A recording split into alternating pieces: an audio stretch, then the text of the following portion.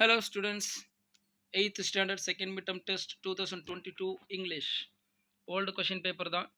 So எதுக்காக அப்படிங்கிறது உங்களுக்கு தெரியும், எல்லா வீடியோலையும் சொல்லியிருக்கேன். ஒரு ப்ராக்டிஸ்க்காக கண்டிப்பாக நமக்கு தேவைப்படும் இல்லையா?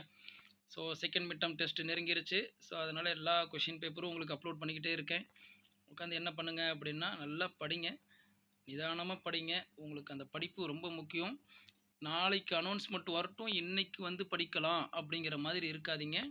ஸோ பிஃபோர் அனௌன்ஸ்மெண்ட்டே என்ன பண்ணணும் அப்படின்னா, நம்ம வந்து படிச்சுக்கிட்டே தான் இருக்கணும். எப்போ நமக்கு ஏன்னா அடுத்தது பார்த்தீங்க அப்படின்னா செகண்ட் மிட்டம் தான் வரப்போகுது இல்லையா? ஸோ அப்படிங்கிறதுனால அடுத்த செகண்ட் மிட்டமுக்கு நம்ம இப்போலேருந்து எல்லாமே தரவு பண்ணணும் அப்படிங்கிறதுக்காக என்ன பண்ணணும், கொஷின் பேப்பரை படிச்சுக்கிட்டே தான் இருக்கணும். ரைட்? புக்கு ஒரு தடவை நல்லா படிங்க, கைடு ஒரு தடவை நல்லா படிச்சுட்டு என்ன பண்ணணும் அப்படின்னா, கொஷின் பேப்பர் அட்டன் பண்ணிக்கிட்டே இருக்கணும். அப்போ தான் நம்ம வந்து எக்ஸாமில் சக்ஸஸ் ஆக முடியும். அதுக்காக தான் கொஷின் பேப்பர் அப்லோட் பண்ணிக்கிட்டே இருக்கேன். ஸோ அதனால் 1 மார்க் கொஷின் எத்தனை வந்திருக்கு, 2 மார்க் கொஷின் எத்தனை வந்திருக்கு, 5 மார்க் கொஷின் என்ன கேட்டிருக்காங்க எல்லாமே பாருங்கள்.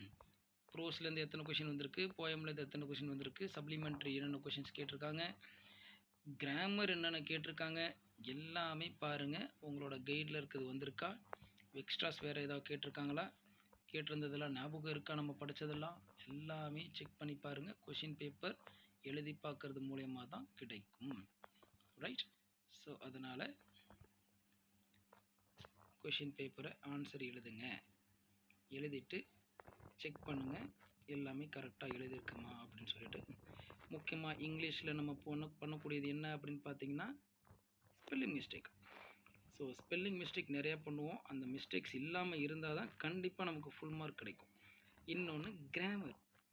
ஸோ கிராமர்லாம் நம்ம வந்து எழுதி பார்த்துக்கிட்டே இருக்கணும். அப்போ தான் நம்மளால் என்ன பண்ண முடியும் அப்படின்னா, அதுக்கான ஆன்சர்லாம் கரெக்டாக தெரியும். அடுத்தது மெமரி போயம்.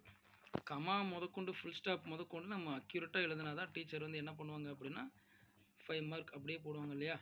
ஸோ அதுக்கான ப்ராக்டிஸ்லாம் நமக்கு வந்து டெஸ்ட் எழுதி பார்க்கும்போது மட்டும்தான் வரும். அதுக்காக தான் கொஷின் பேப்பர் அப்லோட் பண்ணியிருக்கேன். ஸோ ரிவிஷன் பண்ணுங்கள்.